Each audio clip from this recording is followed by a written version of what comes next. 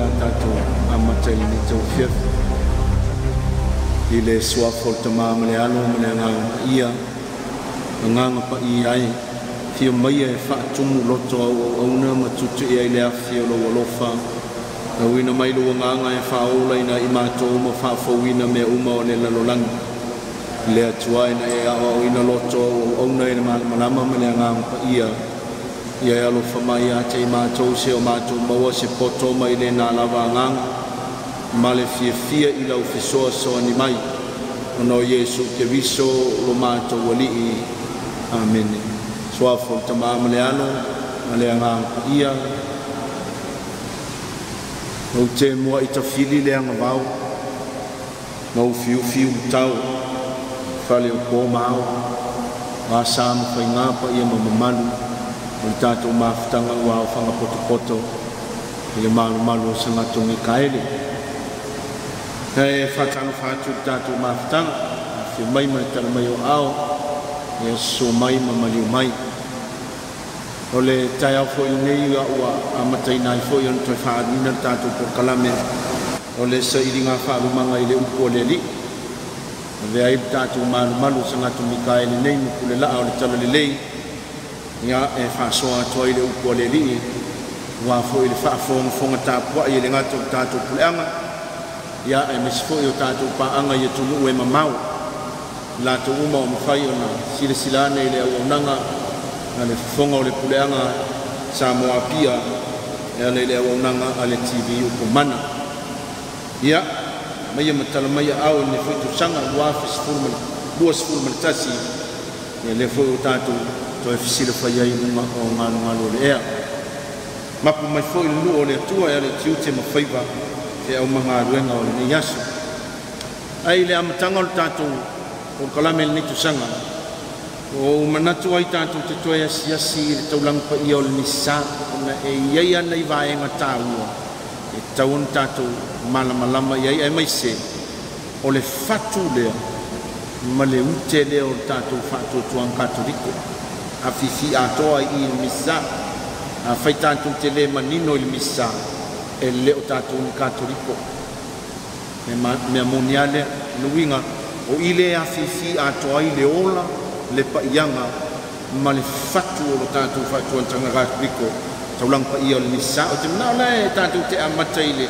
il tato tusin na wai lunga o tato lau papa o tusi mua ko inito mta pus fuma tasi luas fuluma le tolu fuluma le lua na fai upo na o tu ina tu lunga ya pe fai ele o ma o sa tus pa ia sisilan pe lunga na fo i lunga tato pe tonga fa pe na ia lau tus pa ia o tua lai le tus pa ia tau no winga te su el fe ngai fo a nga vale o le fe ngai tuai a tau matau o le fe ngai fo le tato mala si vai na le ia se me la ma sa e fu lu mai su e ngo ko nito wa ko nito e il pito i tua e tato si le fiai o le tusi mua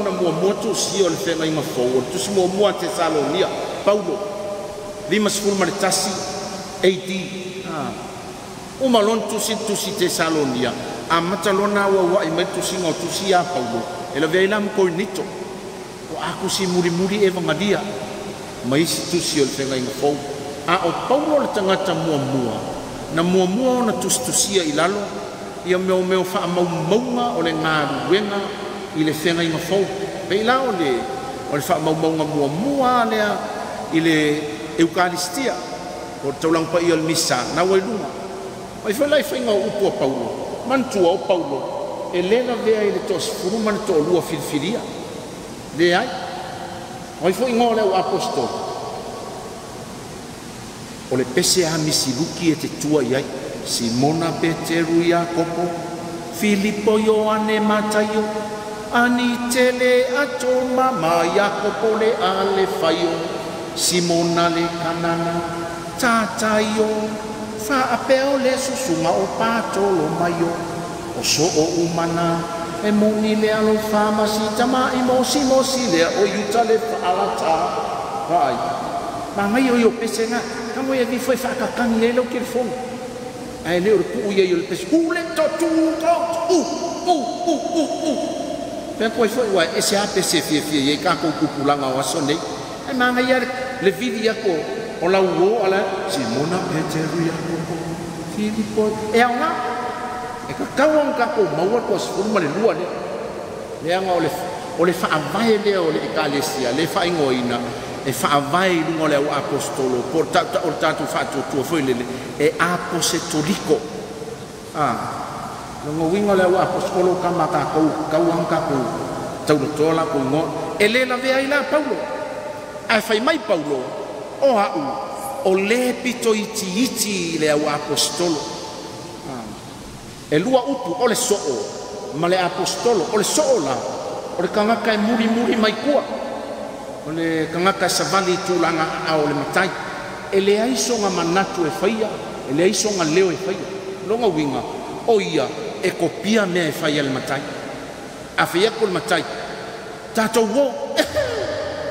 e kaufo i le soo ng whapea tātou wo ai awa ngai whapea soo tātou wo tale le ai le o le kale le mea le makai o le whai mani makai Lunga a si ilunga le vai le makai si ilunga le vai so apa uilalo me ngai ngol so e savali tūlanga a o le matai o le apostolo o le tangata wa umana fa so oina a le na wa awina to le matai e alu e avel fe au umana wa oina oia the one who has been sent by the master me ngai ngol apostolo ai ka ngola ku uile winga nga sa ola Paulo foi mai a Paulo o hao le pito iti le au apostolo e peise tama whanau le au iei upo e whaonga le apostolo ai sea e le whaalua whesasia ia Marcos fululua apostolo filfilia Iesu ai ile manatu o Paulo o ia fo il kangaka o filfilia ma a au inatu o le mori mau mua la le menge o le kaulang pa i o le misa o le eukaristia fa peke le o maua mai kua o le ae e avangolu mai nei kia koe wha o umanga o wha manongi le impos e ala se ki amake ai lolo tau wha lo mai kua ke me tau lia i mangingo a fa pele si sile lunga kako lau papa fai mai Paulo o au na o maua mai i le ali ke le i maua mai ses ke le i maua mai a pekeru ke le i maua mai le au apostolo o ke le i maua mai lava i sesi ka ngaka e whai mai Paulo o maua sa o mai ai le li lea le mea nga maua e Paulo i le li mea lea na autu nātu ia te utau o lea lava po na whaalata i na ai le li i o Iesu na ia tango ai i le areto lea whai le po ng whaalaka Iesu po lea ioi po lea stofu pa ia a makai le aso lulu mai tau sanga o le whanga fulu ngai kangolola ia whai kau aso e fast food kasi rua kolu fast food o loa i le fast food a maka kako savadinga i kongo le fast food nga e a maka i loa le savadinga o le vai asasivu se vaenga la o le vai asasivu le mea leo le skofu pa ia ngang whaalaka Iesu pa me lola ia o Paulo inga na tango ai Iesu i le areto wa ia whaafetai o na tofi ai lea mawhai atu o lo utino le nei mo utou tanga kako o le muli me lea nanga ka ule me lea e le i whapea ia Paulo kango i le aleko kama whapea o kikiro mai le aleko lea whapea o malo kingo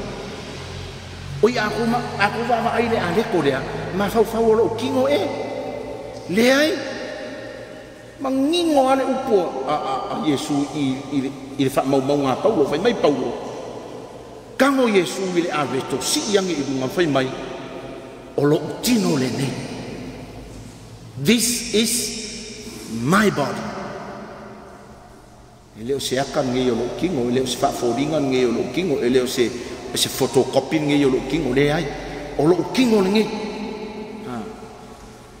ia o tau whaia le nei mea ma whaamanatunga ia te o le upu whaamanatunga ngai ai inga lea ese ai kākou mai si vaenga ngai isi kākou soa ke visiano ia o ngā o le upu lea i le karikongunga o le ekalesia i le ngangana e leni ngai whaonga e Paulo o le upu ana mesia o se upu ola o se upu fai le mea nei longa winga ele o se toma na tunga ile i se sawinga mate fo ile de ai a fai ka ko fa ki hol polo inga le o le fai le mene o la ka ko ke ko e paki paki ai le kaulanga i kale valio ma le kaulanga i le afe afe pitolunga paki paki ai kai mi umai o se ni sa le e se ka wol mene fe ko fa ka ke wa ia ile e tau fa kulai inga i ka ko mala mala mai ia o tau fai le mene ma fa mana tunga ia tea o le a unga inga o Yesu wa ia fa pe fo i le ipu ina ua uma ona ai ua fa pe o le ipu le nei o le a fenga inga fo a fenga inga fo e il fenga in kwai a fa ia fa ngale upu nga fenga inga fo longa winga e il fenga inga kwai ua fa le ko ngula fenga inga kwai le ua fa ma Yesu fenga inga fo o le ainga fa paseka sika kurkuri rumai ka koe fo i mai ka fai kaunga nga e su engele e soto le soko nga wai lunga o le e soko la o le kuspa ia nga vali uma lor tenese so oloma e soncho o le fato nunga o le paseka o le urua i paseka o le io ese mai tangata i saura elu mai ai kupito ngai lunga tou te faia fo i le fa potonga pa ia i le aso mua mua ma le fa potonga pa ia i le aso fitu e lua aso ngai fa makala mai inga aso mua mua o le aso mua mua o le sa o le sa aso mua mua o le sa ma le aso fiku o le skonga e kango e ku makamanga i aso o le aso koe kua Yesu e whaingoina o le ulua i aso o le vai sapati o nga o le askonga i o le sapati la o malor sapati o le ulua i aso o le asa e vai whakongunga e o mai ngā tau te whaia fo i le whaapotonga pa ia i le aso mua mua asa ma le asfik astona aua le whaia i se ngā ruenga e tasi tau lava o me ai e tangata uma na o lea kou ki whaia. Iau tau si fo i le tau sa minga o a reto e le whaafewhete ina. Awa o le neila vaso o au mai ai a o tau au na i le nuo ai kupito. O le mele au te tau si ai le nei aso. Ia o tau pulanga amuri o le tūla funo lea e whaavavau. O le kusinga o le kusipa ia. O le memua mua. Ma le mea muri e ka ua. Ai ki kilo ia le mea mua ngai whai mai inga. O le aso mua. A ka muri mai le aso fiku, a le aso mua. Nga mai lo le polo inga ngai lano whai mai. Ia o tau si le ngei aso. Ia o kou kupulanga amuri. Ele ke koe ku Yesu le asa se eu fai akul mele. Ele ke koe ku Yesu le asa inga ia ka ko fa ua le val anga le fenga inga tuai ko ke fai le fa potonga i le aso mua o maua menga ia le te ka ko o le mu ia ke ua ngi fu se si fa peange ua makua ke le se vai koe foi lai ko se ko nito ka ko ngeki ai o le fai upu lua lima ua ia fa pe fo i le ipu ina ua uma ona ai o le ipu le nei o le whenga inga fau lea i lo toto ia o tau whaia le nei mea ma wha amana tunga i a te au i aso uma tau te wheinu ai wapea wa o aso uma tau te ai i le nei a reto ma wheinu i le nei ipu tau te whaailoa atu ai le maliu o le alii se ia a fio mai o ia ai le ka ua o le mele whai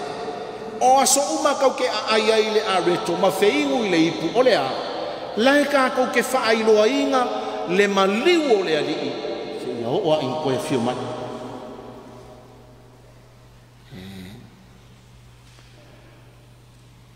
ia lo sofik o le nge ai se ai le nei a reto pe inu i le ipu o le alii ma le wha le tata e no fo sanga o ia i le wha le anga ina o le tino ma le toto o le ali. A ia su e ifo le tangata lava ia te ia, i le ai o ia i le nei a reto mainu i le nei ipu, a wā o le ai mainu, wa ai mainu o ia i lona lava wha masino, pe a le wha auta o ia i le tino. E le o se, ngā o se whalawa, pe ngā o se waina, e le ngā o se wha manatunga, le ai, o le ai i le nei a reto mainu i le nei ipu, ua ai o ia mainu i le tino ma le toto ke viso. Ai sea, e vangadia Ioane lima e ongo, fai upu lua lima i le lima vadu, ngā o kango oko mai ngai fai upu, ai alua o e ia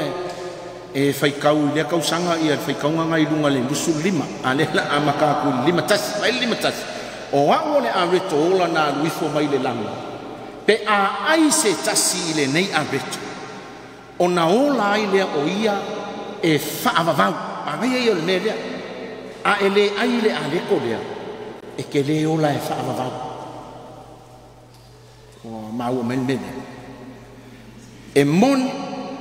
o le a reto foi o ke avakua. O lo tino lea. Avakua maola o le lalang. Upo yonga. Lima tolu, e moni o te whai atu ia te utou.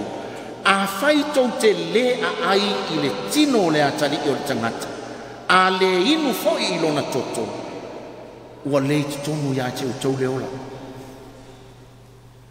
Mangingo i o upuia. E le wha alua fisasia le mea. O le ai i lo tino ma inu i lo toto. Ua ia te ia le ola e whaavavau, o te toe whaatui na foi o ia, i le aso ngā taanga kou kei loa le kouro le kākou savalinga, o le ola e whaavavau. Mele le kākou ki ngā inga e kau kua le akua inga, ngā le eise ola e whaavavau. Ke, a me kau ki ngā inga i fua, kau kanka ie. So ale ori pomu le fia e mkua saka whaasolo a kol fi le muia. Ai le anga e iei le kau unga o kākou savalinga, o lea, o le ola e whaavavau. E le ngaka i le kunga mau o kākou whōlaunga, le ai. E le ngaka i le oki, e le whape a oki ro, o uma, le ai so le, a oki, lai ai le toe tū i kuako le oki. Lai ai le ola e whaavavau, i kuako le kunga mau. Le anga e se i kākou uma o mea ola tulou. A pe ale le kako fanga faule le kai faule mo pe mo tie mo bracket ele ko yo se fa mo a me kako ku le ola fa va un kako aku le kako ko feilo e mar kako kai fa moi mo ya kai faule wo so mai lunga le ai a pe wa uma wa mate a o kako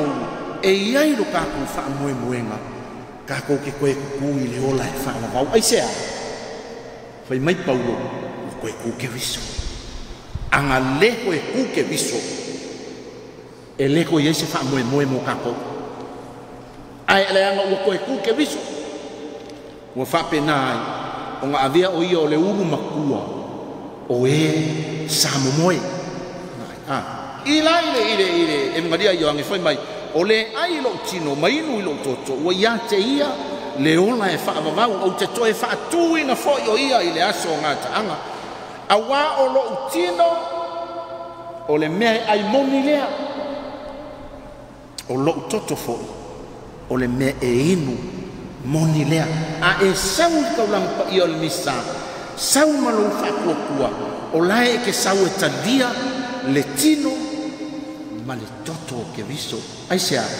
o le kau mafukanga le au whakuakua e au waila kako whōlaunga a ngai i le akua. Mangai, o whai aku i le launga i lisi aso. O le o ke manguanga le World Food Day o longa i le iwa, kasi le awhiv se lau iwa, o lo kausang kolu i se mga dio. Ke iwa, o sau i loa o le auku, we become what we eat. Nga winga i avei kako ma me ia kau ke ai. Te aku si wha Samoa ko i lele. So se mea kau ke aia. ia longa fia ngai ka ko soifua o le fa lau ke lenga o le autu fa pe mai e fa makalanga. The more we eat chicken, the more we become like chicken. Nga winga o le wa na le moa ni ka o fiele o ye o le over ka ko ai moa e alo wa ke o ka ko vi mo skai e ko fa ki a fia ka ko ya mo a fa no ya po le mo ya ke chali a na mo ya ve fa la o le over le ai me so ma die e a mo ka ko su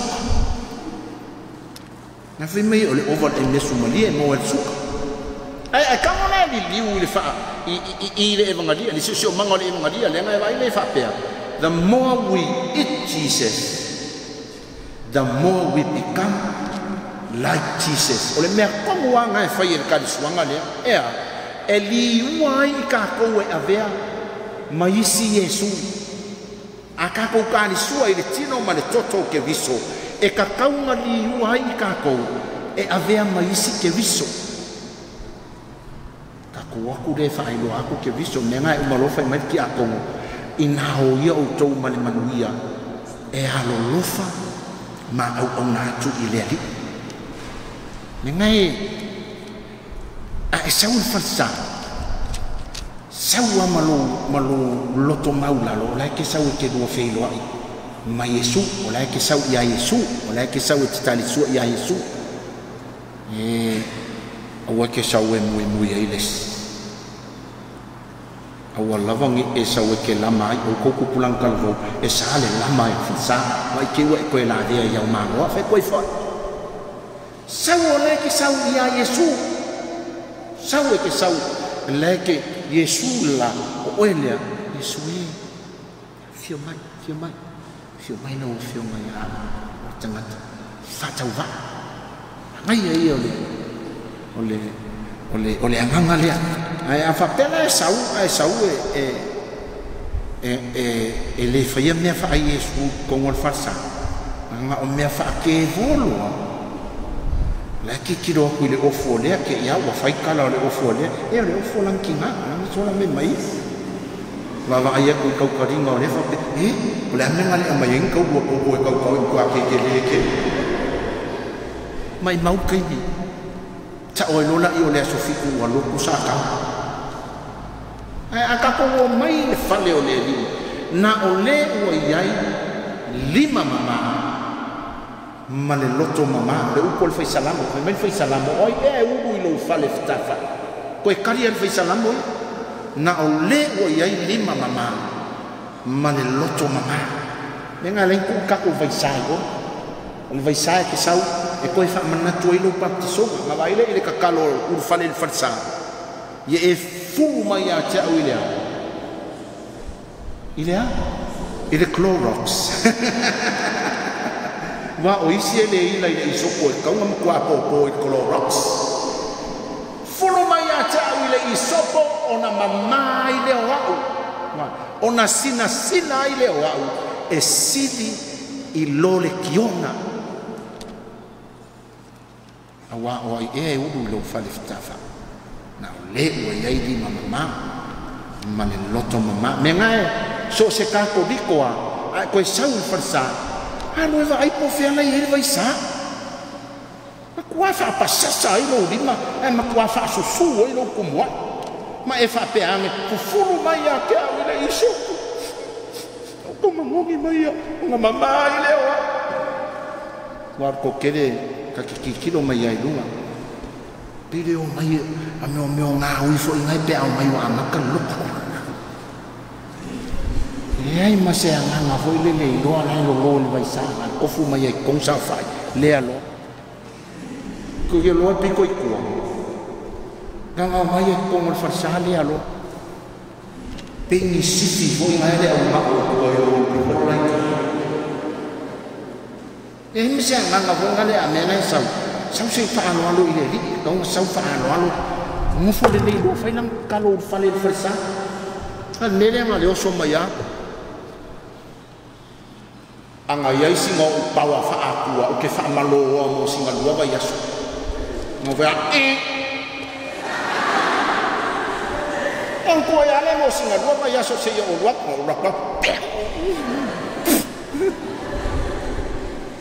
Memang isi tahun kaku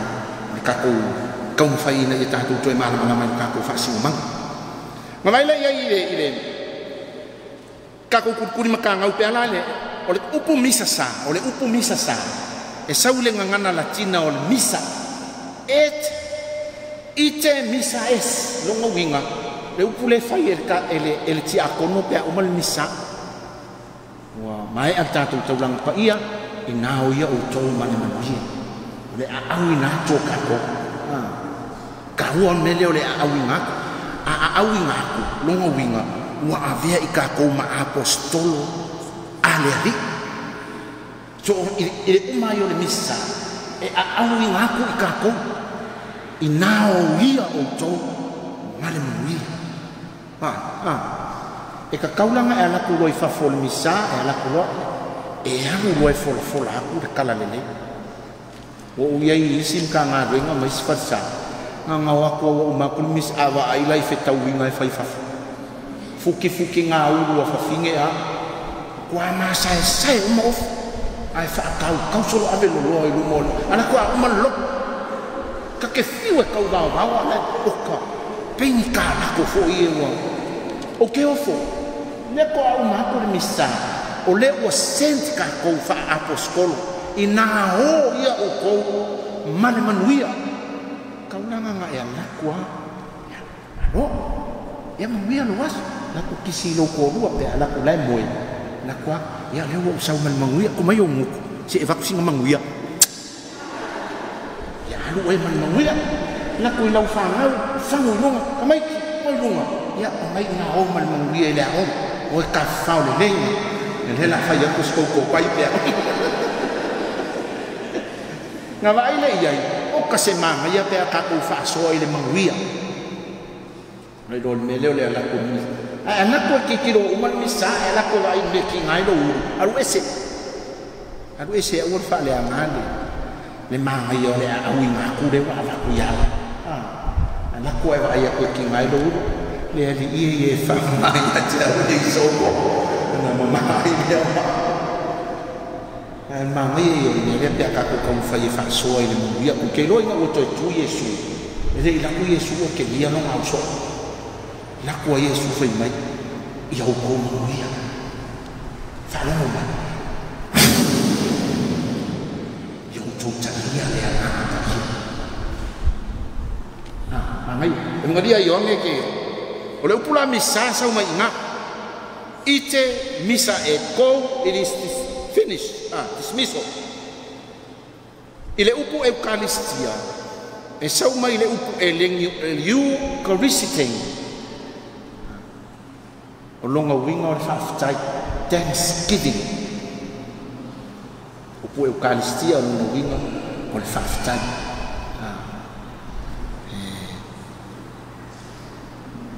o ame kaunga ko whafkai ai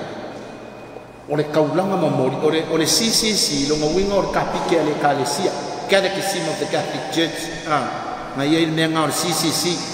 ile kapike se afe ko se la uoko ngana ye menga e mafuang kauka ko fafta ile nga ya ole sacrifice of his body and blood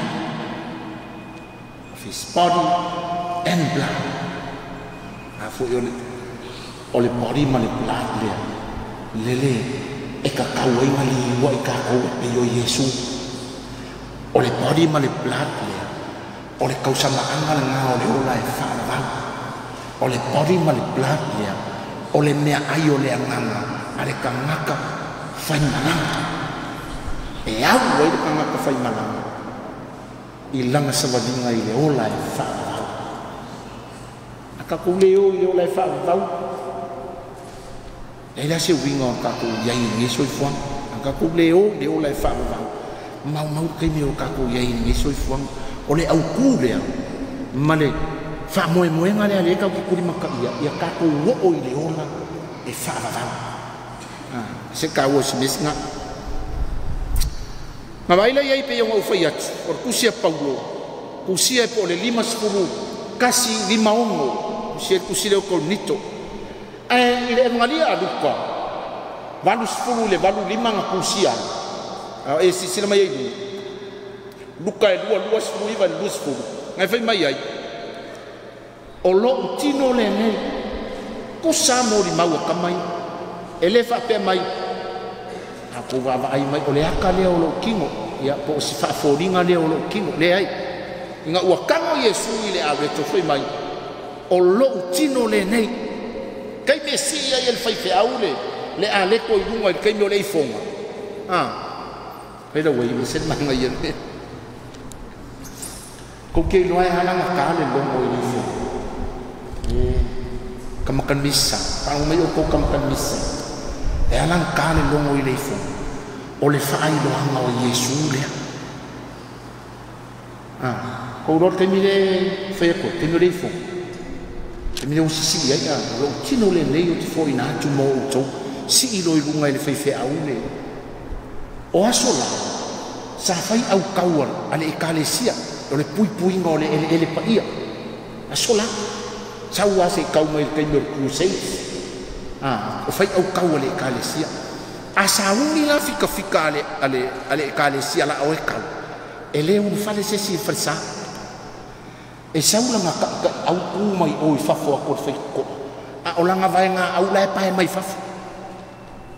aka ule lichen lunga winga se au ia fika vai la ka lichen fa penga se lau tau ane fia fa longo ia kamai e ole longo wai uma long fa pa ia tinu kangolo ni fai au mai fai lo e fai au upule a Yesu o lo tinu ne foi na tu mo to si lo nei lungo ole oskia e kane longo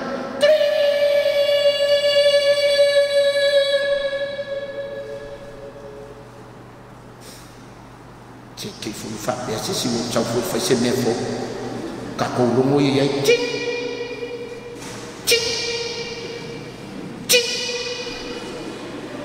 pelo ka ka yo sai ri yo fa le o ki fo ngale ching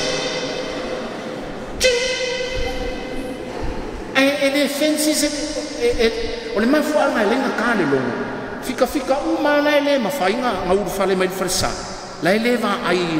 ile singa dia o le kaime ka kangi ele longo nga vai le ye kau fai ko kukuri vai kasi uma yo fakat kali dia se umang kan lo nenga ka fa umi lo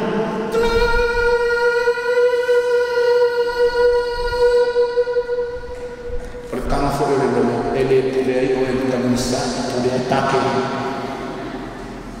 o mago men sei longa wale la pake kwa ku mai la lo madima o le ku mai la lo lima pake le o le fa ko no sha au fo la teni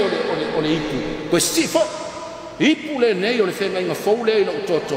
fai le nei me fa mana tunga wa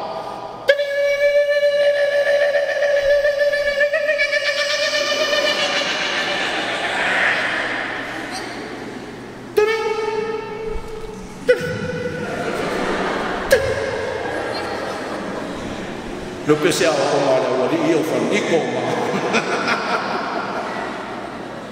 ko ma wa mai ne nga le nga kale longo i kani le ole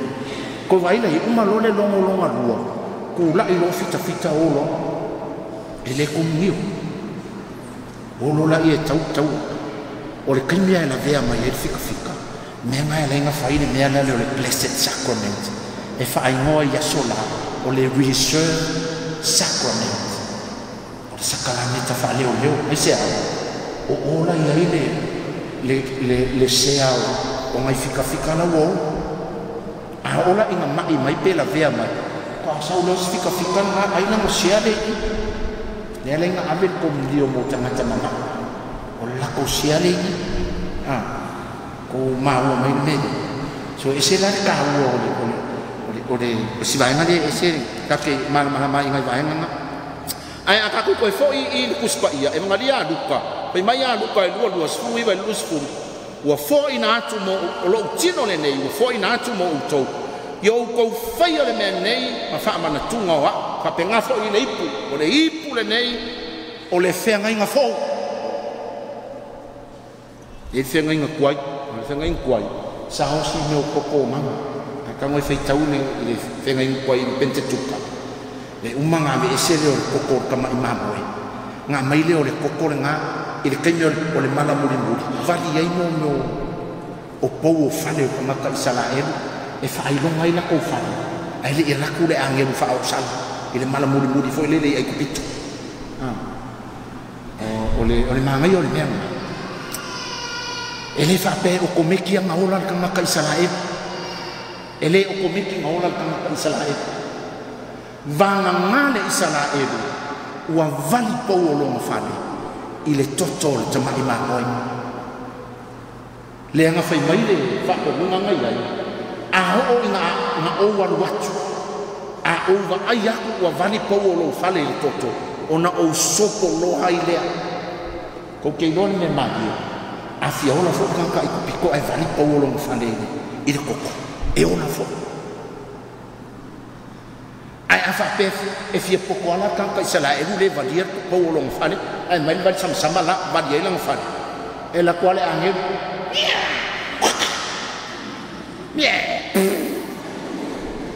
Ok.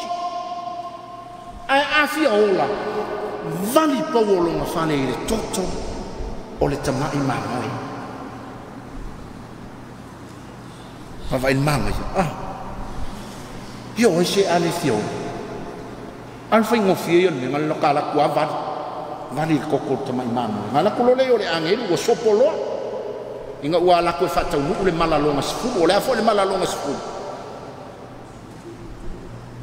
Fasiokia o uru makua ai kupito. Fasinga o uru makua ai kupito. A maka maya i mangu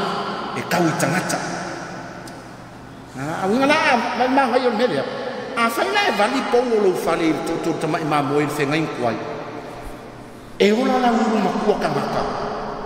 E ola fo ila uru makua o ngamu. E le fasiokia fo ia au mea whawhanga. Ai a whaia le vadia. Fasioki la uru makua ka maka. Fasioki mau uru makua o ngamu. Nena ngala inga. Nga makua ki ngale manalea ia whalau. Whai kulo whalau. Ia. Olo. O ese lo. Nga ngala inga matuu le loko whalau. Ku ulo isala e o. E se ku nga. Ai makaulia o le wha ai kupiko. O le uru makua. O le kangakanga e wha aua la ngafa. E le wha aua e se ngakalonga lua po se wi. Wha aua e le uru makua longa winga. O le uru makua lea. O oe e ke inheriting mea o le aluka maa. Ai i le uru makua. Mafuanga manguia Yakopo. Ua. Whakaua Yakopo le uru makua e sa. O rai men. Waalanga le manguia ia e sa. O ngofua ia mo whaawi inga ia. Laku le fia ai whai mai no ia. Makulama o ela uru makua e mai skai po mea aina. Ia ua umanga ai e mamuru ai longa kofi o le uru matua. Mea langa e leo nga makua Yakopo. Ma whao ngā ina e le akua Yakopo. E a vea makupu anga o longa nu. Sa ua ila. Nonga ua. Ave e sea le uru matua o e sau. Mai a Yakopo. O le evangalia ma reko. Ongo sifuru le ongo lima ti mo ongo kusi ai. Fai mai le mori maua ma reko sifuru wha. Lua sifuru lua e lua wha. I nā tango ia. O lo utino le nei. Le upua lea le kam whai inga i wha iloa. Wa tango fo ia i le ipu. O lo utoto le nei. O le toto o le whenga inga fau i lo utoto. E ngalia ma kaio. Fiku rima i le valu sifuru na tusi ai. Lua sifuru ma le ongo. Whai upu e lua ongo i lua valu whapea. I nā tango ia. I nā ai. O lo utino le nei. Ina ia. Ina inu ia au tau uma iai. Awa o lo toto le nei. O le toto o le whengainga. Le ai ma se au kusikusi o le tuspa ia. O whapea mai. Whahuka. whapea o maro koko. Le ai. Kangoa i le ale ko si ia ngai lunga whai mai. O lo tino le nei. Kai mea e whai e le whai whai au upu ia. O lo tino le nei. Kai mi le ua. Liua i le anganga pa ia. Le a leko whakau waa. Ma le wainga le kau ke mamori aku. E avea maa. Tino matoto ke viso. Kai mi anga. O maua men men. O kasi mama yon me. Mele fa ingole ba venga siri siri. The greatest miracle of all. Ya ya si ba venga siri ya kungai lo ba venga le os yo si missa. E foi nga le o tau faia ya fa so a ko taulang pa yol missa. Ikaku farsa uma kaku ekalesia inga ia. Kaku kofu le mama yo le va venga le. Olo kingo ni men kaika. Mulher, via ai lo kingo men kaika. No kasamu la via ai se check meia. Aka ko mole nganga o kasimanga. Anga pangka fo ia o manga o kua o mai pesua vai ale miki eu so ale me. Angai. Aka ko. Olo tino le ne.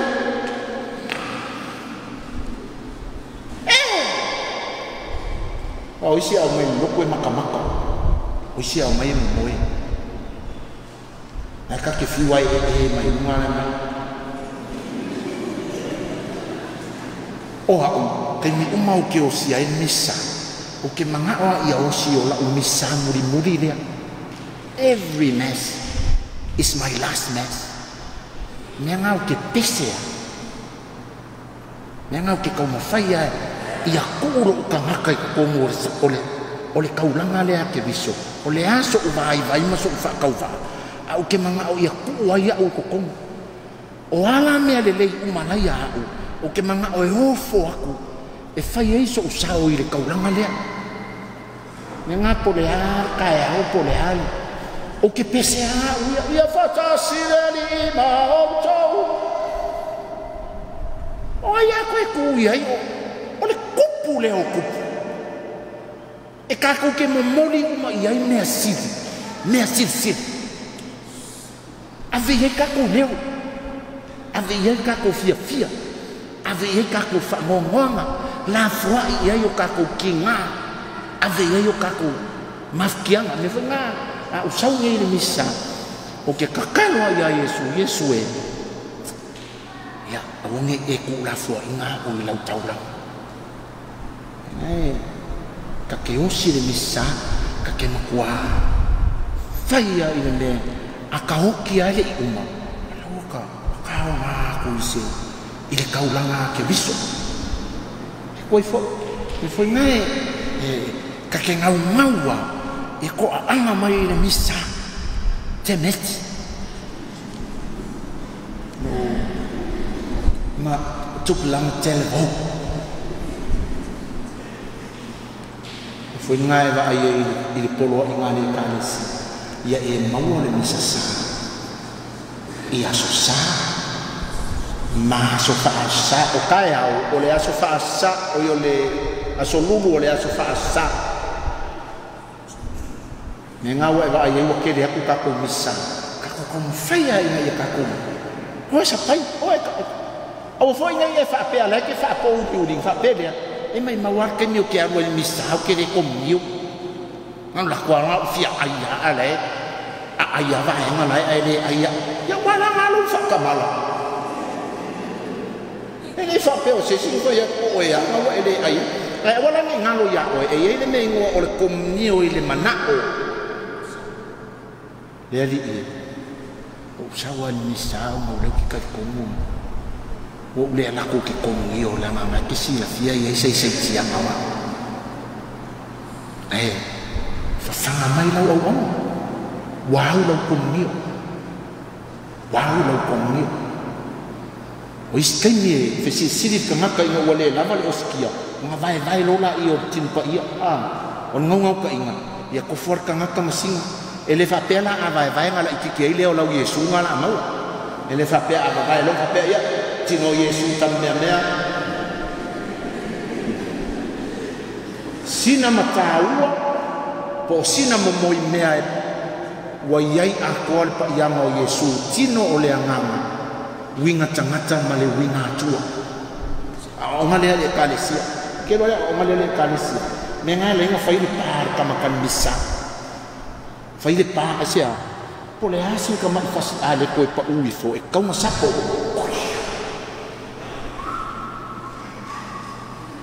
ele o se me fengi ai fo ngane nga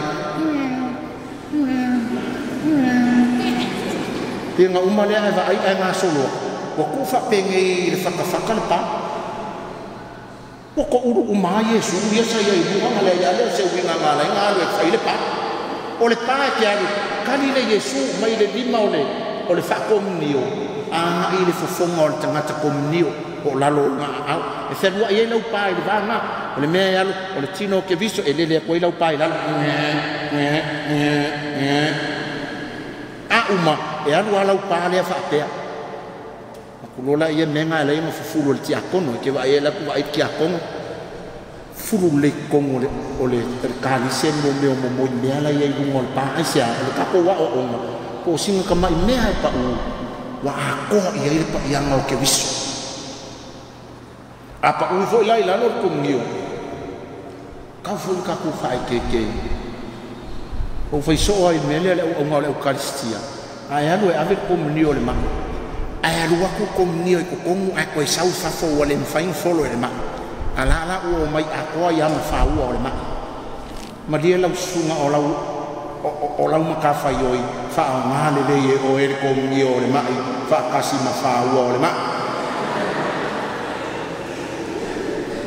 ele fa pe alu aku sau le o fa pe le o le tino ke visol mele a o inga fo e fa nga ia le common sense o kanaka fa komngio ala ko ele ingiang o singa fasi me o tino ke viso ku isinga sipungi vai ia nga fa komngio ai le ma a foi pe singa mai mea wa u le komngio fa fo mai tato ta ia lo le eukaristia ai la ko fai na kanga na sao se komngio o tanga tama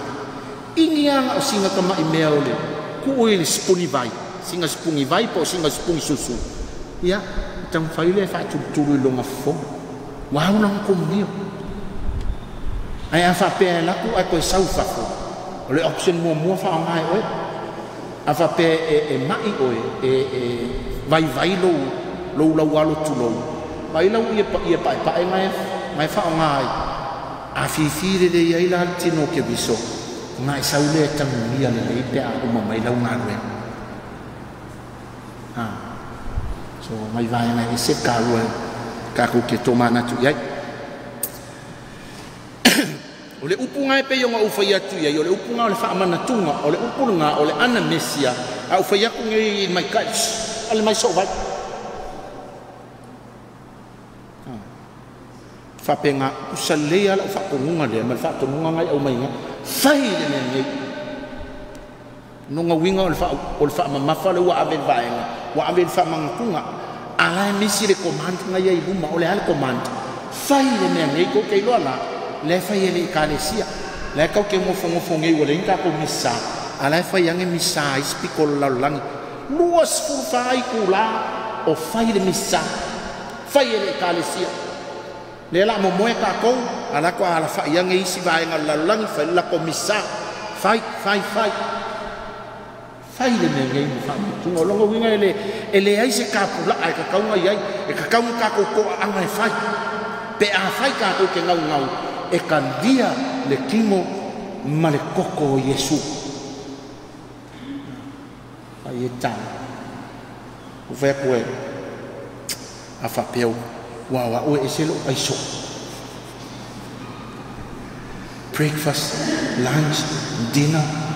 ai ma vai ai nga fo ngai pe yo so fa o snack ile o uri ma me o sapa il va po ka ngai fika fa pe ngai fa tino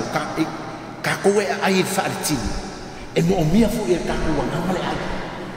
a le hala ka ma fuka ngai sidi fa ngai le sino man toto ke biso Afa pena ai fa pe fa di ma u le aso. Ai fa kasianga ai le nganga u le vai aso. Ngale aso sa e sa wai we ai. Puta tino pa nana. Fa pe pa nana titi mo tu nana. Ko ai me fa no fia io simple ecos. Longa winga pe yo ma fia ai le tino e ka kaufu en ka ko ama e fa fanga le ama. Ai awala ngi ngalo ma ai yo le tule a Yesu o le ai lo kingo mai ngu lo toto ua maua e ia le ola e fa o te to e fa to ina fo o ia i le aso ngata anga ai se o lo tino o le mea ai moni lea o lo toto fo o le mea ingu mongi lea o le un kasa lo kau angka ko kom fai fi ngau na ia ka ko mawar kau lang ko ia misa o le ngangka ko wola ikike ngai vai ngai ia kau lang pa ia misa e fa nga vai nga ngau lunga sa ngi ngau fale o sa ngi ngamak sa ngi ngau le upu sa ngi ngau le eukaristia por sa ngi man sa ngi fai o le kasi ma le fa e fai mai ngo foa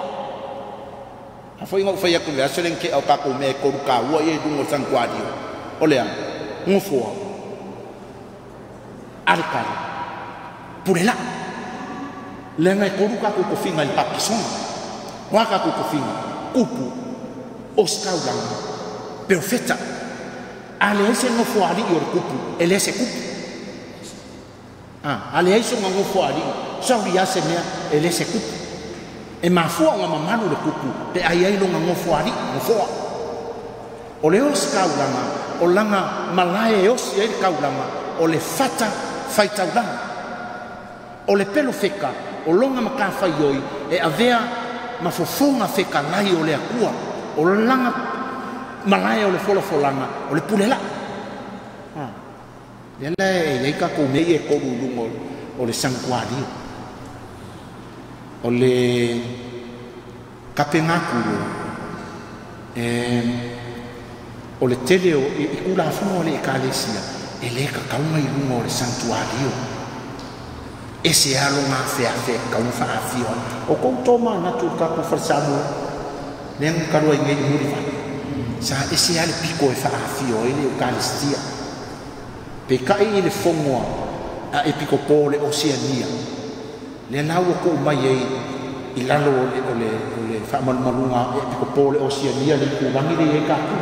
ma fuaila on kako ko o mai e kapenga ko e ku ui lunga ole e whaima e lunga o santuario ma ia uru whai mai lorka ngaka i kongo sa ulo kaulo ma matai mori mumu la le mumu mai whaaro lo le fio Yesu le nengi a hosi lo le misa o le whaano alo e aveile ale tali si se me le o le umanga fai kau o lau kuspa ia a e koe whaasanganga i o le kapena kuro e ifo iai e se a fo i o i e whanga o koi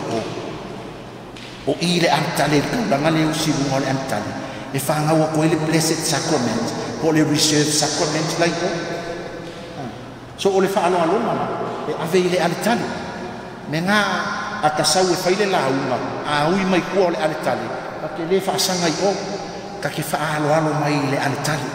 whape ngafo i au nanga uma o kako katoliko a alu ka ngaka e whaila na au nanga ia whaa tāua whaa mamafa whakaika ima o le o ngā kukongu lea o le kako wharsa a whapena e ke saue e ke whaikau kusi e ka kauranga e nui mai le o ngā kukongu whaaro mai kako ta iana le e ai ma se le anga o lo sau e whaaro i e aru whapea a e oso mai whaau kawha pe i whaale frea e a whenau mea hui le mai le o ngā kukongu a o na upa mai whaikau na mua sau i a lau a kua ko iai i mane kangaka i usuar salamu whaalo whaatasi le o ngā kukongu alu lesi e sau lesi e le o ngi kula fongo fo i a o le tomu fai inga ia manu al whainga o kako au na le anga ka kauang kako wa ave mea sili sili i le matai kauang kako whea me sili ia mo le ri me foi lana ngai e alai o nga kako ngofo i lalo tangata au lotu ai fai kako fusi lang moanga mal fusi mumu o lo fusi nga o lo vala a wina mai se a o malonga fai lo fai kaunga em fai longa kala e se lo fusi chon ti ai ele i o mal misa fai kau ko a o mal misa pe a fa pe a ku ki a ko na yo cho mal mo ya o fa ma ona chi le ali eu mai fa pe mai le try fa fu sai ka wa ma o le so o le ka o ka ke mama e o mai i le o nga ton pa pe fo o ko wa sela sa au seli na wa i fo i ma vai ai le fa pe o ele tu ka ko ave kaulanga o mai o i lu ma o ma ko e fo i mai i le o nga ko e fa no ano le le ai o ko wa si fio fa le le ko ila i la ngai lon le le ma o ma o mai ia pe lo se papo vi fo ile le le ste ke o so le spo vi o so le spo vi o a mai na mai po vi e ruai lo ma ko so e cerca o si ne sia le ma ko ke nga lu ngi e ko fai na ia tasika ko pure a mai sa wi nga lo kikia a o ma mai ka ko fa to lunga na sa ia on ko fai lo la ia tu fai ka ko matanga re ma uma e ka lu ia ka ko ma fa wa ia o le sauninga o le upu ia sauninga o le eukaristia e ngai rua le ma yo anga i mai mea ngai rua o iskai ka un kafo ka ke alu le pule la pa i kong foi vai a o le mea kawanga ka la unga mai o le pule la ia mea nga ka kau se kua iai i le ka pule la i le iskai ia ala fo iai e le option fai inga la unga fai fai au inga foa e mwhai inga ia makua maneno per sauninga o le upu ne langa kau foi ngo sau ke aru ke la haunga i le pula inga ia si le fia fo i ka o si vaenga le o le sauninga o le fale e ka penga i ka kou mo le sauninga o le upu ma le sauninga o le eukaristia ma vean mele sauninga o le fale waunga kokonga por se sio amaka por procesio mai kua o le procesio o le ata la foia o kako o kangaka fai malanga kangaka o elen kangaka ngofo me la ngai le procesio amaka e ka kawanga a ver koluse o ke ika kele mele la vale sai a ver koluse a solva yaso ya ye wa misalva yaso ko ke lo o le urupo o kusa le leia le Yesu le pakpakia i le asa ma le Yesu le pakpakia i aso le vaiaso e le fa pe Yesu anga vale le asa Yesu kau makau i vaiaso e ka kaua langa whakau ave koluse aku le lava ave ki aku wa leia i lalo o whatonunga o nanga ti aku a le se koluse se ave koluse kau ave ele ti aku pe ave fo i tayana mai le wa fa ka wa fa ka ko au tan misa yo siason na taito wo siason taito tas ai o le sa o te stote ia na le sa o mai ya te ni te ta tu tana be ma ta tu nu o nei ta tu wa te ta tu o mai ya pe tu ai fo pe mana ia le sa tu o mai ai ta tu te ia un ta tu toi lama ya ra ia ma fai ai ta tu mata i tu tono ta tu fale ia ako e o le mea le ma ia le kan misa ale ala fa la va ma le la kamang ia ka wa fa ke ai la le sia kamang nga ka dia e fai la avatar pese meu se waya ke di fongi fo ingale e la mai ko i me ko ke lo le me nga o ki ai apisaloma le akali o ka vika le nga wa maula nga avatar i lunga o le la au la o makuikuia ka upe mai ai mo tape neto ai sea o le o kiana ma avata so o ko kama kanisa o ki fa le ko u ai ko avata kipi anga manga o le atua ke fa ngau mai masau avata e oso mai fa ko o e ala ya se i mai la avata i nga ba o kinga ava ai le manga yo le keme ke fa ngau mai ai au le mama o mamia uma mana ia le foringa o kangi au le yo pepe a fanga ngau mai ai ho wangi nga makukua mumu le spiko violele spiko pengi lango ni kai mo le lango ai hu isi fe ko fo ola o va mal se fu mo ko ka usa ma o fa ko pulang ka ko pure ola wa le andu ye ko pulang ka o ko ola ye ko ma o le no mana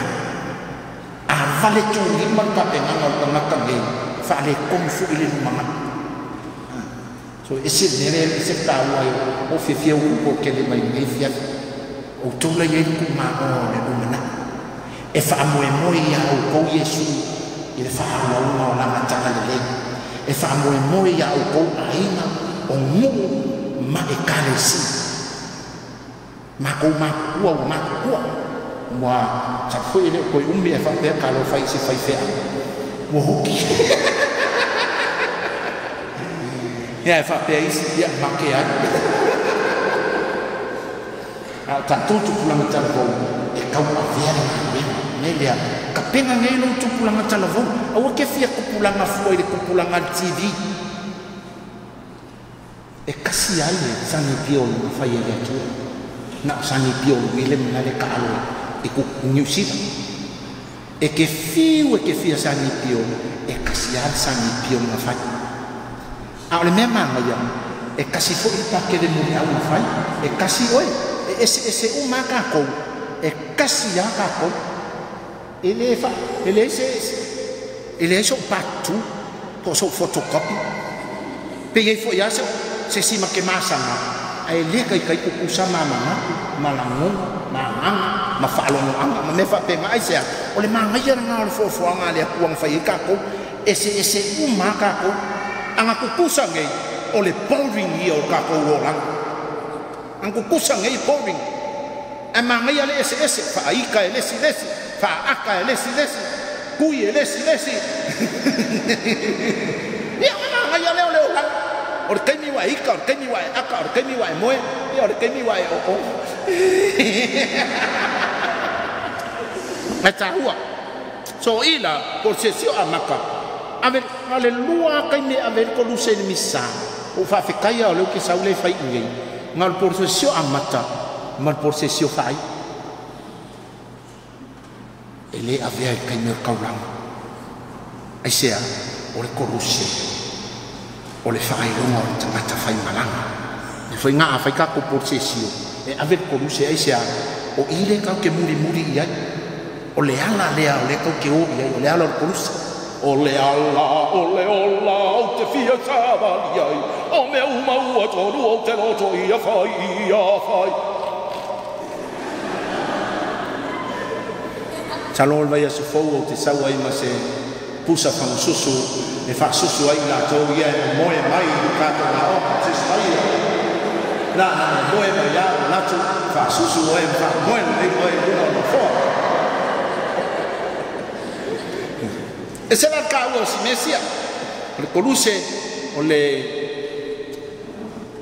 afapefa o mal culpuro o le conduce la ley dunga o le conduce na e faima o nga totonu nga le mu o le taulanga o se le dunga e sea o le uko e au mai ngai pentitos fulma le ono le conduce foi le fa ingol ortocross le fa kulunga o le atana ko vai atale mo vai mai sia farsanga o ngau koe au mai pentitos fuma leona inga ia fa manatu mai pere ko lusele ile fai fe au le kaulanga ke visolenga ke osiosia ele sanga kaulanga ele kaulanga o kaulanga ke viso le la ma ke fa sanga i le ya man ko duse la la fai mai muri au ke viso ke viso ana ma ke fa sanga ia ke mi umaleo si eta ulang pa yo misa a ore ko duse la lai fa manga ku mai ia o ko kanga ka au doku se ke age o ko maka ile ko duse la le o ke viso la ngai vai la ia fa ku pulo le anitan fa ku pulo e sa le fai fe au ku i ma fa ku pulo ko duse la ia fa por ka ku forsai o le ile ala fa e kula ile o ma kon ko o fa pe a fa ku pulo nei la le ata la kikiro mo ko ka mo ele a ko ua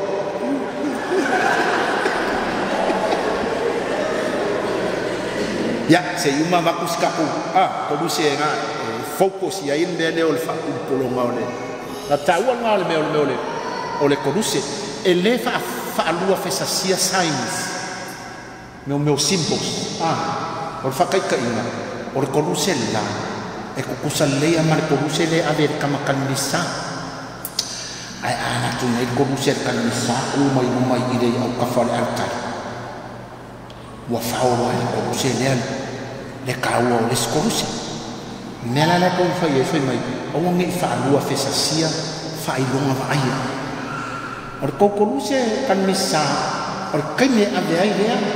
o ma ro ko o malonga ave ko o le focus la le lunga le skoruse la lo o ma fo misa ko le le mai ko duse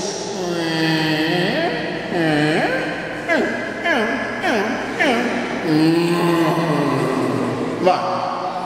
mangengol le kai meu simple so ye fai ni maliu le so lua le asenentene la kulola kamo niu ngoli ngor kamo ba kele e amai de kolose ave lumle maliu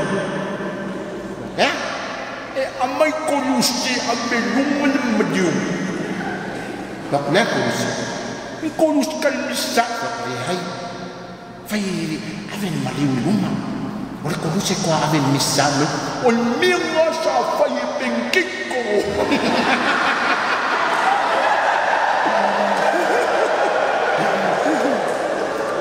ko vai e kam tike ma ia la ke no al mese se la fai le stia ko le ai ai tai me au mai ele maliu mai sa ai luma le sila me ka ua mo tato ngo sile vai nga fa tum so ya o ka ma o pule nga ka un fa ai lo o le fai fe au e uro nga uro ile ale tale o staula o le tangata au lo tu e uro nga vai ile ale tale a mai lo nga pusa ma u mai le o nga uro ni ai se a fo io lo nga position a o inga ngofo aku ilunga e fa sanga ile ale tale o lo nga position le so e ula nga vai ile ale tale a nga ifa aku nge lunga sko inga face a le nga o ka o nga u fa sanga mai ile au lo a ola inga o woki e u fa pe o ai a fa pe o ke ka mai i nge pe a woki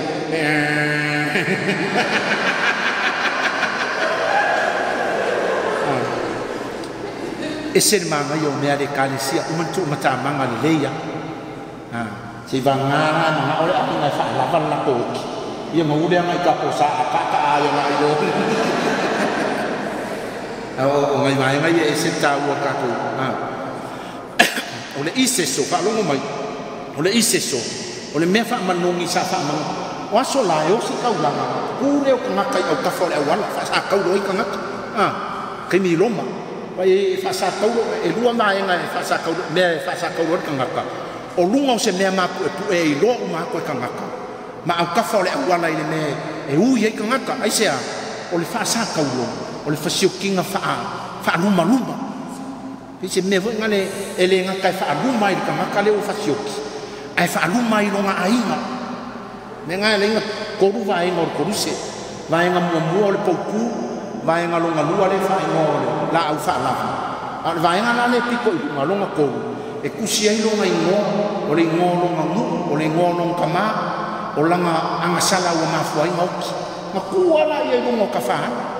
ma kaulia la a whiwa ia ka ngaka e le ngaka e ka aina me o le mangu fu ilea ingisek ai koe ka apei mo le me o le manongi fu ilele yesterday ngana e mafuai whaangana i seso ai se a ora ke mila ala koe kupu ka mo e au ngai wha i seso ia la kupu ola e le o sa sala mali manongi le pua i e tupu ala lua kol mangongi fo ile lo fango sai ma fo inga e pe e lua i kula e ko e pe na ka mangongi ela le mela nga le sa fa nga inga wa fa tanga nga le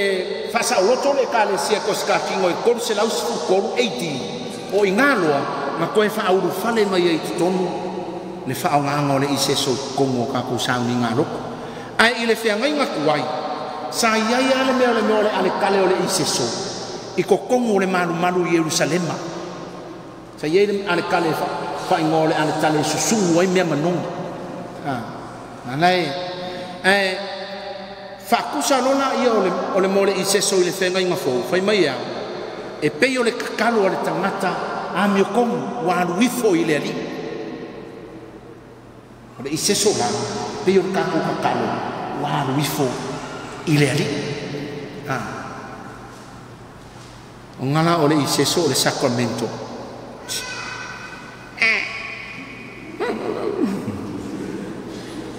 falong mai ngala i seso le sacramento ele ka kawa fa i seso kam kan misa kupu kiuke ngaole ole ti akom por paken melele ke le a or te no le fo ma mai le ia ko mai le ko fa i seso i uma ala nga lu uma ya ma i seso sa le ai le o se me afu ngale o le i seso le sacramento a or ke no le fo ko e oile il ki a como ko fa i seso le mai ai le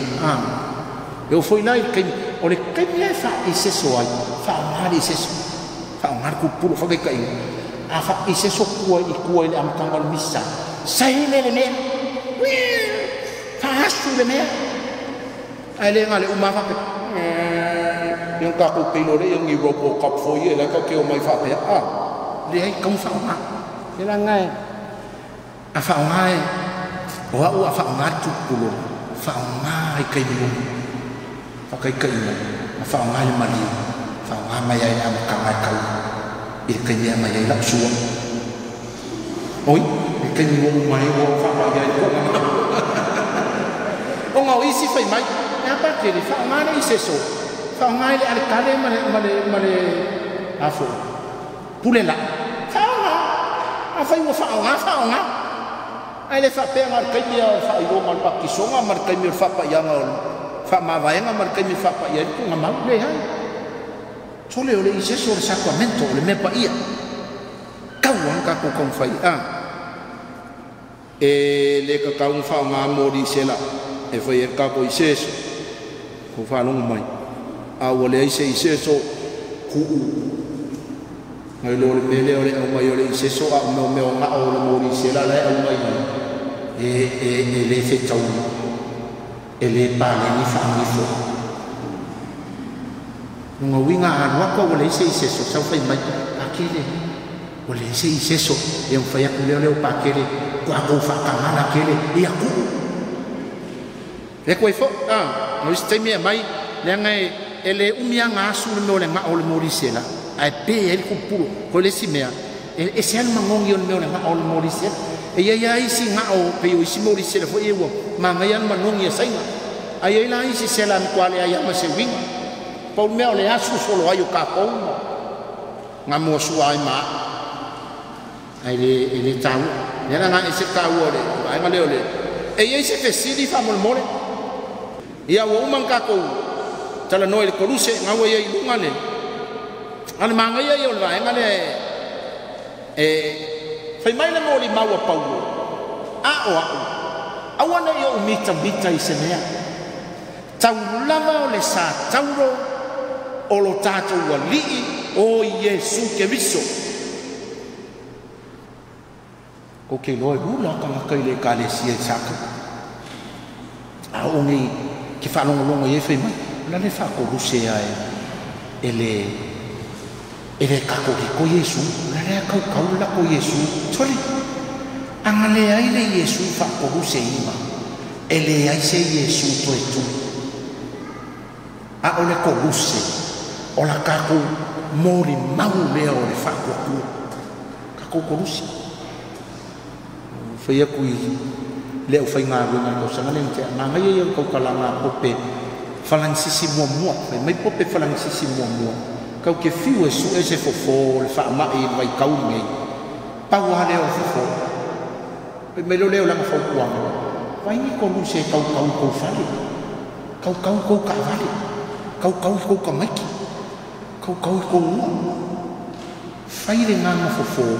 lea mau le koruse e maua e le tangata le soifua mano inga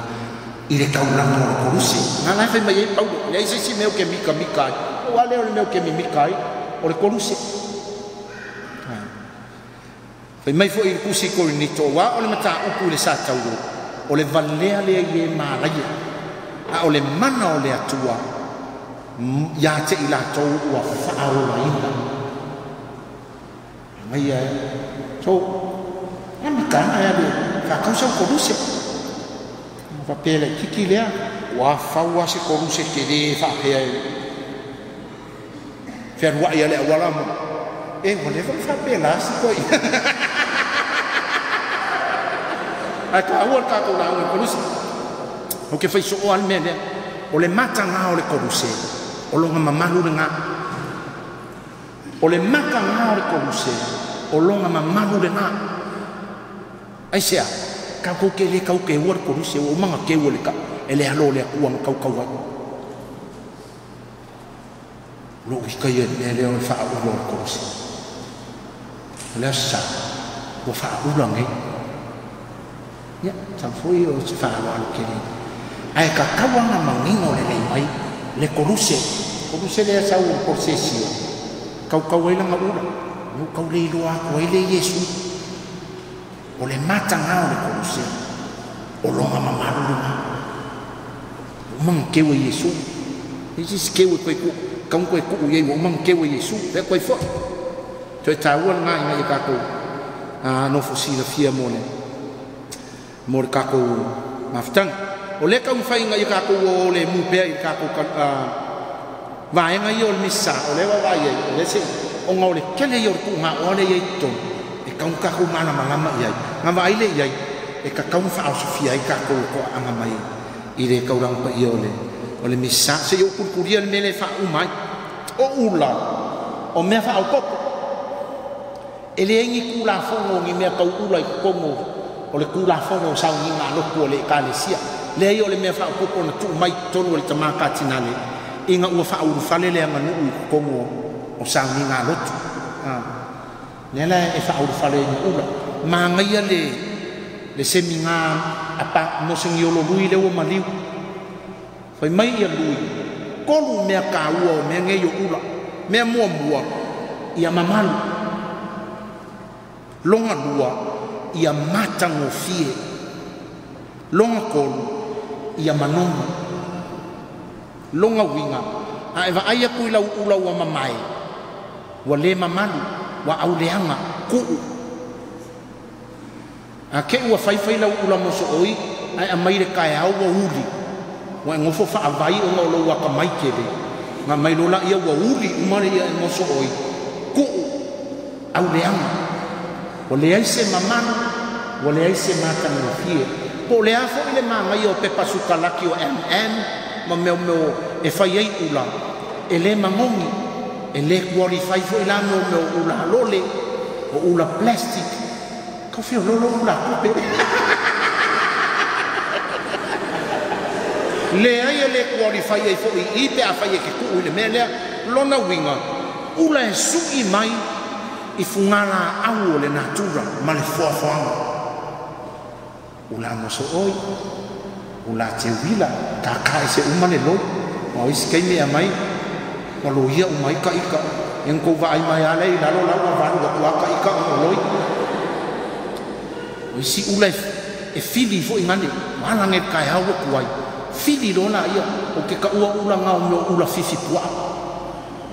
ke loa ava ia mai le me o le ula fili nga e ke vai e koe e le nga kasi le le ka vi o fa pe po e vai no fifi pua ai kala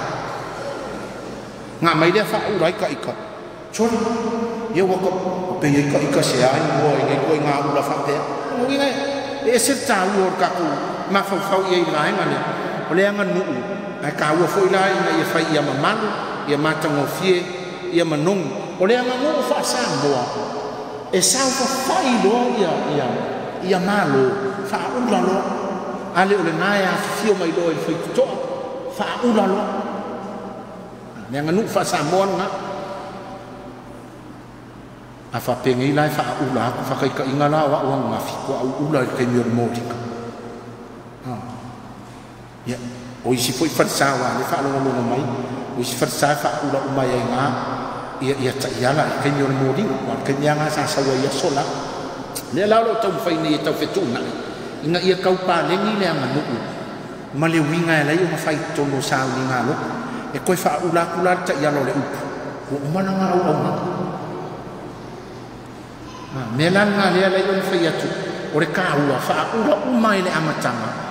vanga ngale o stau langa kai e fa ula i kai o le viinga ya o fia ngai wa le la le ko ye ni ula i fanfu e le to ye ni ula mani te u i fanfu ya o mapu fo ngai fu ngala se yo la fia ngai fu ngala au fa si le vo fa la ko fa na ka langa fa no ke ma ula ya me spoyo o tina o fai teu ma le o teu farsa ma loa le fuina mo sina ma lo mai le fan ful ya ma o le e seta ya ka ko o mo foi mo fai e ka o io si lai na le so me na nga le la yo le tau mo fai e fa u lo mai le amatanga va nga o nga isia e fa ko isenga o le fai le ta ima ma ka ko su ye ka ia fa ko isenga o le nga ngu fa sa mo e ko e se fa solo le tanga pe a lu e fai la mai fon nga la ma fu ai o fai mai ma ngai la le ol fa u la si u ma le fon nga ko fa u la lola e te mi o pati o le vi in nga le la yo na ko vai foi la le te mi o lo le eucaristia sa ave ke mi foi nga le misterio o fa tua ai le o le ke mi ma malu le ngai le ka u ko e so o so dia e se si luma le la o le koe mawhai inga ave le kaimio le misterio le whakokua le ura o le eukaristia ai ave le kaimio le morima ura ia ngā ia mo ma ngai le ura ngafi so o a koa le alitale o isi ura ngastoma i mea le sa o le mosing yolo tio ma le hoko kāio mo e alikalea e le seo ina na ngai an mele sa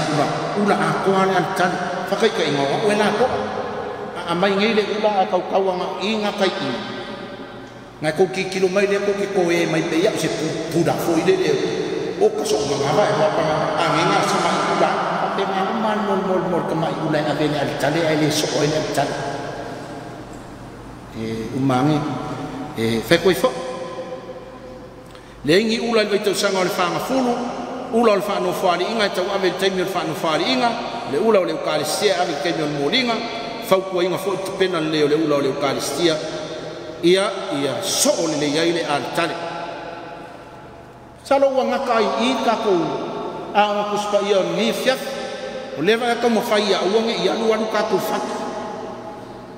A o vapo singa kasi male a whai kula, na lo tau whai ina ia tuli kasi ale i kula, ia ina ia fai fo yo maua le malama e toi fo iai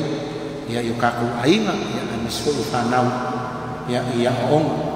ai whafte tele lava i kako mawhitanga i ngi kau fiaf ai ia sau fesiri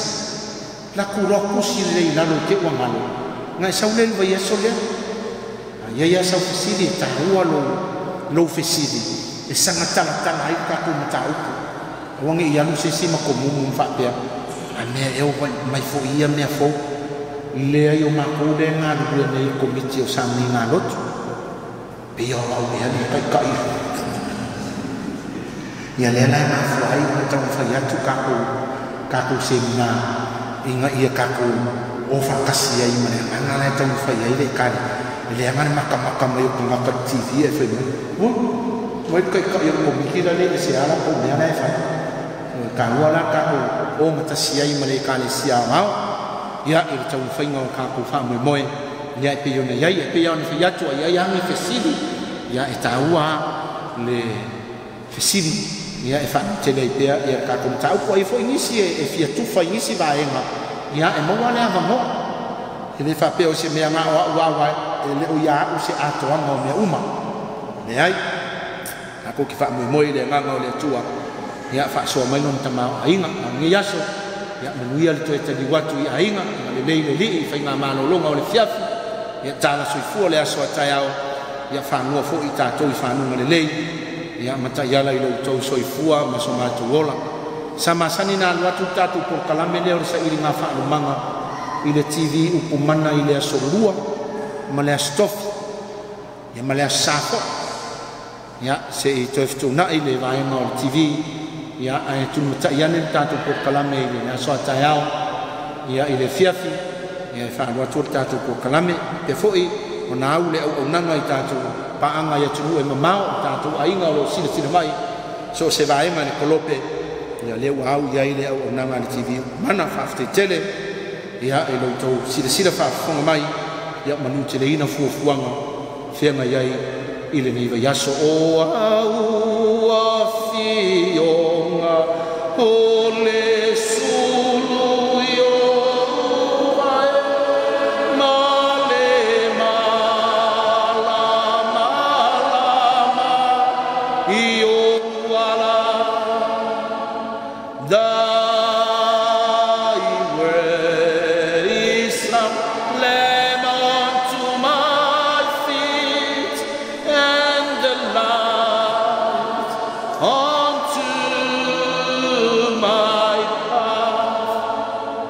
lava fionga o le sulu lea i o mātou vaea a o se malama i o mātou ala ua o ai ea a mātou o i ai o i ati oe upu o le ola e whaangau anga le leila o fio whaanguia mai i lau nuu ma lau ainga mātou tā ape ma le anganga whaafitai i lau upu ina i a mātou maua i pea whaalu manga sirisiri o e tape na ina mo i mātou uma whaamanuia i lo mātou o tu nuu ma lo mātou kuleanga mai se o so stasi o maua mai me au nanga le fonga o le puleanga so o se vaenga o le kelope au iai lau lava whaamanuia o mātou ainga foe ma so o se le au vaa o whapena o sila mai so o se vaenga o le lalolanga whapena o le mātou tatalo ma tua i lātou uma e ala atu la mātou polo kalamenei o le tatalo le mo le olenga e ala i atu oe ke viso lo mātou a lii ia whatasi le lii mautou e ifo mai langi whaamianga a le atua mamana le tamā ma le ala ma le anga pa ia amen